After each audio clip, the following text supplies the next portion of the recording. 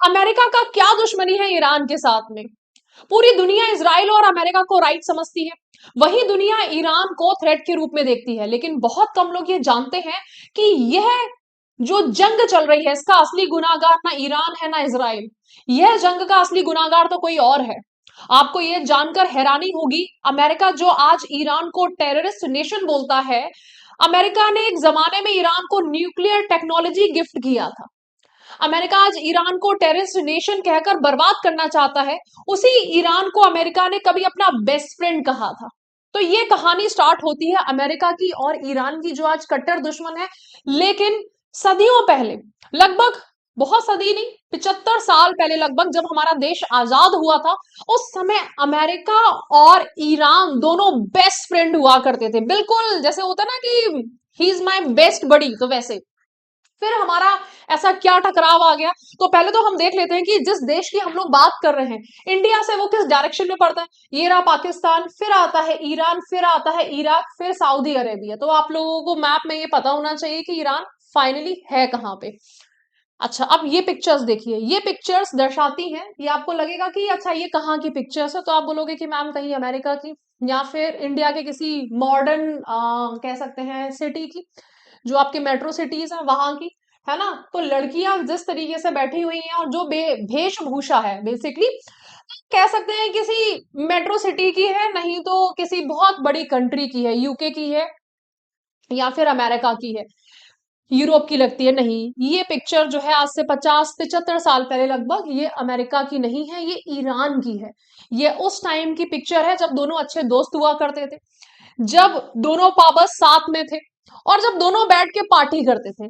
तो देखिए बच्चों, जब वर्ल्ड वॉर 2 खत्म हुआ था उसके बाद में सब लोगों को यह समझ में आ गया था कि दो चीजें तो चाहिए ही चाहिए आगे बढ़ने के लिए। पहला है ऑयल और दूसरा है न्यूक्लियर पावर। अब यहां पर देखिए, ईरान के पास में क्या था? ईरान के पास में तेल था, न्यूक्लियर पावर तो नहीं थी। और अमेरिका के पास में क्या था? न्यूक्लियर पावर था। तो अमेरिका ने क्या बोला? अमेरिका बोलता है कि हम अगर यहां पर जाते हैं तो एक तो ये रशिया के कब्जे से बच जाएगा और हमें जो है इनका ऑयल मिल जाएगा और हम इनको न्यूक्लियर टेक्नोलॉजी दे देंगे। सौदा बड़ा बढ़िया था, बिल्कुल सही बात है ना। तुम मुझे खून दो, मैं तुम्हें आजादी दूंगा। तो एक हाथ ले और एक हाथ ले दे, यही तो हमारा यहाँ पर दोस्ती यारी में चलता है ना। तो बिल्कुल सही डील थी। तो इस तरह से जो था, बिल्कुल अमेरिका की और ईरान की यारी दोस्ती जो थी वो बढ़िया चल रही थी, उसमें कोई दिक्कत की बात नहीं थी। दिक्कत की बात कब आती है? दिक्कत की बात तब आती है जब होती है यहाँ पर एक बड़ी शानदार पार्टी। पार्टी से कैसे दिक्कत आ गई मैडम जी? पार्टी से ये दिक्कत आ गई, ये इतनी शानदार पार्टी होती है कि उस जमाने में 1970s की मैं बात बता रही हूँ, लगभग 8,000 करोड़ इस पार्टी पे खर्च हुए थे। अब हमारे जो ईरान की जनता है, आज अगर मैं बात करूं हमारे गवर्नमेंट की, अगर 8,000 करोड़ एक पार्टी में खर्च कर दें तो हम लोग आग बबूला हो जाएंगे। हम लोग इस बात को भी डिस्कशन में लेते हैं कि क्या मंदिर बनना चाहिए, क्या मंदिर उतना बड़ा मुद्दा है? हॉस्पिटल्स को छोड़ के, स्कूल्स को छोड़ के, या फिर कोई और हमारी जो इंफ्रास्ट्रक्चर है उसको छोड़ के। तो यहाँ पर ये जो देखो, कोई भी चीज एकदम से नहीं होती है कि लोगों का गुस्सा फूट पड़ता है। ऑलरेडी लोग तरसे थे। एक वो वर्ग था जो कि बहुत अमीर वर्ग था ईरान में, और ये वर्ग आपका जो देख रहे हैं आप, ये वो वर्ग है जो कि काफी ज्यादा अमीर है, ठीक है। लेकिन एक वो वर्ग था जो कि भूखमरी से गुजर रहा था, जो कि लोग भूखे थे, नंगे थे, लोगों के पास में खाने पीने के पैसे नहीं थे। अब ऐसे में अगर ये पार्टी हो जाती है जहां पर लोग जो है वाइन पी रहे हैं, लोग जो है दूसरों एक मतलब खाना जो है वो वेस्ट हो रहा है, तो इस पार्टी जो 8,000 करोड़ की पार्टी थी, इस पार्टी में बहुत खाना वेस्ट भी हुआ, बहुत लोगों को बुलाया गया और वाइन खुल रही है, सब तरह की चीजें जो है चल रही है। तो यहां से जनता का गुस्सा जो था फूट पड़ा और जनता जो थी वो ओवर द टाइम 1979 से 71 से 1979, देखिए यहां पर इस्लामिक रेवोल्यूशन आ जाता है। जनता जो है अपना प्रतिनिधि किसको चुन लेती है? इनको चुन लेती है, ठीक है। तो इस्लामिक रेवोल्यूशन जो है वो लेके आ जाते हैं ये हमारे पर्सन। अब इनसे क्या होता है, देखो इनका नाम है यहाँ पर, दिस इज आयातुल्ला रहुल्ला खमोइनी। अब इस्लामिक रेवोल्यूशन के आ जाने से क्या होता है, बहुत सारे चेंजेस हो जाते हैं। उसमें से 3 मेजर चेंजेस होते हैं। सबसे पहला तो यही है कि इस्लामिक जो शरिया जो लॉ है वो लागू होगा। अब जैसे ही मुस्लिम लॉ लॉ जो है वो लागू होता है, लॉ लागू होने के बाद में क्या हो जाता है, उनकी यारी दोस्ती जो है वो अमेरिका वालों से टूट जाती है कि भाई हम आपको जो है यहाँ पर हम कोई तेल नहीं देंगे, हम अपने तेल पे अपना राज करेंगे, आपको तो हम तेल नहीं दे रहे हैं, अमेरिका को मना कर देते हैं। फिर यहाँ पे जब भाई आप तेल नहीं दोगे तो अमेरिका क्या बोलेगा, अमेरिका बोलता है कि मैं आपको जो है न्यूक्लियर पावर नहीं दूंगा, ठीक है, यहां से दोनों की दोस्ती में पड़ जाती है खनन। अब हमारा यहाँ पर आता है एक टर्निंग पॉइंट, तो ये पॉइंट हो जाता है। देन उसके बाद में आपके ये मुस्लिम्स जो लॉ है वो ना लागू होते हैं। फिर आती है यहाँ पर अमेरिका क्या करता है, पीठ पीछे छुरा भोंकने का काम करता है। यहाँ पे अमेरिका शांत नहीं बैठता है, ये 1980 की बात है, ईरान और इराक में जंग छिड़ जाती है। अब यहाँ पे इराक जो है वो आ जाता है कहां पर, देखिए इराक जो था फिर से देख लीजिए कहां पर है, ये रहा ईरान और ये रहा इराक, दुश्मन का दुश्मन कौन, दोस्त। तो यहां अमेरिका किसको सपोर्ट करता है, अमेरिका सपोर्ट ईरान को नहीं करता है, इराक को करता है। US supported Iraq financially and militarily, deepening tensions with Iran, जिससे कि ईरान के, अब देखो ठीक है आप जैसे भी दोस्त है, हमारी यारी दोस्ती बढ़िया चली थी, आपको मेरे ही साथ देना चाहिए, इराक का साथ देने से बीच में खटाव और बढ़ जाती है। अब यूएस जो है वो उनके एक टेररिस्ट ऑर्गेनाइजेशन जो होती है उसको और सपोर्ट कर देता है, और आपने नाम डेफिनेटली सुना होगा, सद्दाम हुसैन, बिल्कुल सुना होगा, है ना। तो यहां पर क्या होता है, एक घटना और भी होती है, US downs Iraq, Iran, Iraq नहीं है ईरान, एयरलाइनर 290 डाई इन मिस्टेक। तो ये 1988 की घटना है, वॉशिंगटन पोस्ट में ये निकला था, navy missile down, Iranian jetliner over Gulf, Iran says 290 are dead, US expresses regret।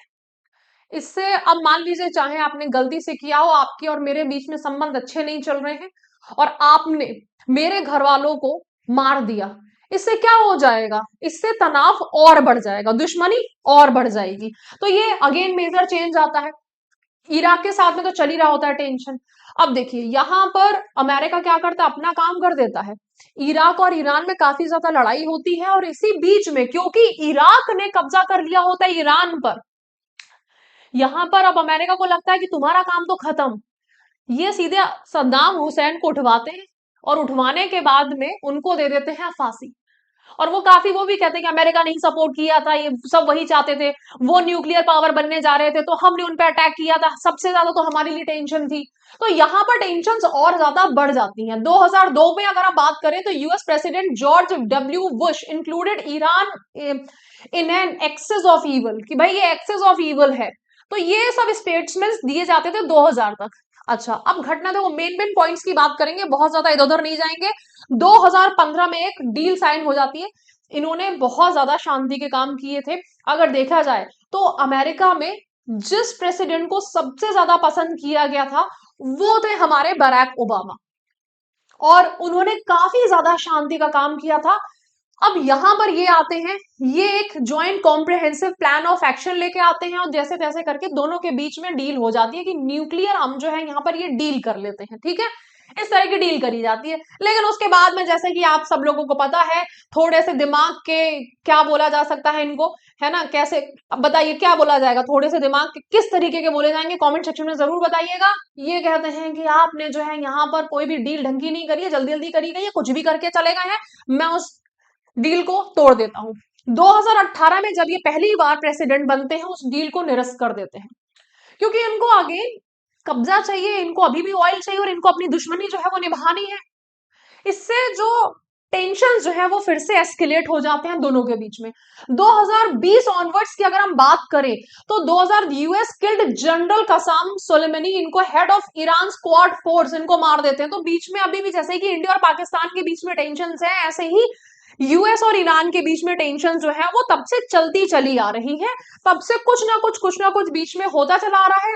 कुछ मेजर पॉइंट्स जो है वो हमने यहाँ पर देख लिए हैं कि क्या क्या आपके मेजर पॉइंट्स है 15 में जैसे तैसे करके समझौता हुआ था, लेकिन 2018 में वो समझौते को निरस्त करके और 2020 में फिर से एक मिलिट्री के हेड को मार दिया जाता है। इस तरह से आपकी टेंशन्स और बढ़ जाती हैं। और अगर हम आज की बात करें तो 2025 में negotiations, Iran and the US held talks in Oman, उन्होंने ओमान में बात भी करी थी, रिविजिट किया था न्यूक्लियर इशू को, but no lasting deal was reached, कोई भी डील जो थी वो रीच नहीं हुई थी। अब अगर बात करी जाए कि 2026 की बात करें तो क्या चल रहा है, यूएस ने अनाउंस कर दिया, जैसा कि आपको पता ही होगा, कि ईरान पे तो छोड़िए, ईरान के साथ में अगर कोई कंट्री जो है वो अगर अपना व्यापार करेगी तो हम उस पे भी 25% टैरिफ और लगा देंगे। तो ये तो जो चल रहा है, ये अमेरिका के प्रेसिडेंट का सबको ही धमकी चल रही है, तुम पे टैरिफ, तुम पे टैरिफ, तुम पे और टैरिफ, 5,000 गुना टैरिफ, 10,000 गुना टैरिफ, यही सब चीजें चल रही है। तो यहाँ पर अब ईरान में प्रदर्शन क्यों हो रहा है, उसका देखो अब रीजन ये है, जैसे भी तैसे करके हम लोग तो चाहेंगे ना कि सिचुएशन नॉर्मल हो, जब नॉर्मल होगी तभी जो है इकोनॉमी चलेगी। अब अर्थव्यवस्था वहां पे टूट रही है, मूलभूत वस्तुओं की महंगाई हो रही है, दाल महंगी हो जाए, मान लीजिए पानी नहीं मिल पा रहा है आपको, मान लीजिए आपको जो है, जब प्याज के रेट बढ़ जाते हैं इंडिया में तो हम किसको कोसते हैं, गैस का रेट अगर बढ़ जाता है इंडिया में तो हम लोग किसको कोसते हैं, तो बेरोजगारी हो चुकी है, विदेशी प्रतिबंधों का दुष्प्रभाव हो रहा है ना। अब यहाँ पर राजनीतिक असंतोष और शासन के खिलाफ नाराजगी है, युवाएं और महिलाएं बदलाव की भी मांग कर रहे हैं कि देखिए जो आपने लॉज लगाए थे वो तो ठीक थे, लेकिन अगर हम पास में देखेंगे, जब ग्रो कर रहा था तो हमें वो ग्रोथ चाहिए, हमें यहाँ पर अब एक टाइम जब ये था इन लोगों का, जब तक लॉ नहीं था तब तक की अगर आप पिक्चर्स देखोगे तो कहीं ना कहीं ग्रोथ थी, बहुत हाई ग्रोथ थी। और ईरान को ये माना जाता था कि ईरान, क्योंकि जीडीपी उस टाइम 8% से बढ़ रही थी, तो बहुत हाई ग्रोथ रेट देखी गई थी। उस टाइम पे बहुत सारे मॉल्स का कंस्ट्रक्शन चल रहा था, उस टाइम पे बहुत सारे जो थे सड़कें बन रही थी, इंफ्रास्ट्रक्चर हो रहा था, और आज के टाइम पे वो एकदम निरस्त है, कुछ भी है ही नहीं।